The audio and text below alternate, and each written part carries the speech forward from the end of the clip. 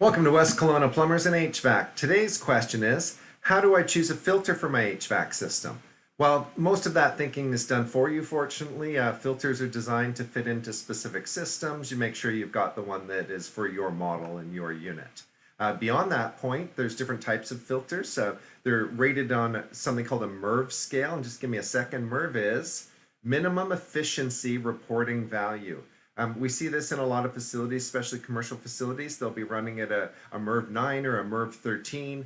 Those ratings going up in number are how efficient they are at pulling all of the floating debris and particles out of the air.